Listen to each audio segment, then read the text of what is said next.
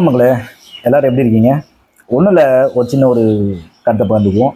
தமிழக வெற்றிக் கழகத்தின் தலைவர் விஜய் அவர்களே, நீங்கள் இப்போ ஒரு பாகிஸ்தானுக்கும் இந்தியாவுக்கும் நடக்கிற போருக்கு பயங்கரமாக ராயல் சல்யூட்லாம் அடிச்சிருக்கீங்க. நல்ல விஷயம்தான்.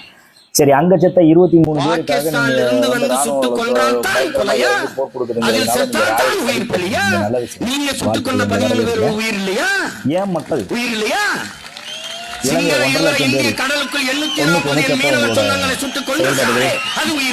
உச்சத்தில் இருந்த கேரியர் உச்சத்தில் இருந்த நீங்க என்ன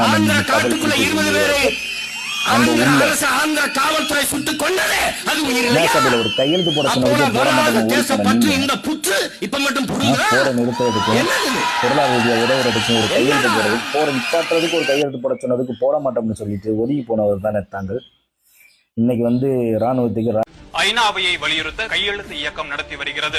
தமிழர்களை கொன்று குவித்த ராஜபக்சேவிற்கு எதிராக ஒரு கையெழுத்து கூட போட நடிகர் விஜய் மறுத்திருப்பது உலக தமிழர்களை அதிர்ச்சி அடைய செய்துள்ளது.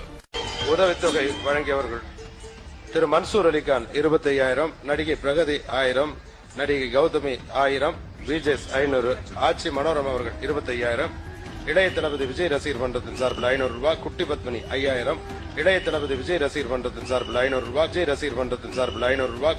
உண்மையிலே ஈழ மக்களுக்கு ஆதரவா இருந்தா 2014 லைகா ப்ரொடக்ஷன்ல போய் நடிச்சிருப்பாரு. இந்த லைகா நிறுவனம்ன்றது முழுக்க முழுக்க இந்த கண்டி தெலுங்கன் ராஜபக்சேவுடைய நிறுவனம். இதனுடைய ஓனர் அல்லிராஜன் சுபாஸ்கரன் சொல்லுவாங்க. அவர் ஒரு ஈழத்தமிழர்னு சொல்லிட்டு சுத்திட்டு இருக்காங்க. அவர் ஈழத்தமிழர் கிடையாது, அவர் தெலுங்கர் ராஜபக்சேவுடைய நெருங்கிய உறவினர். என்னை எடுத்துக்கிட்டீங்கன்னா தமிழே சரியா தெரியாது, உண்மையே சொல்றேன்.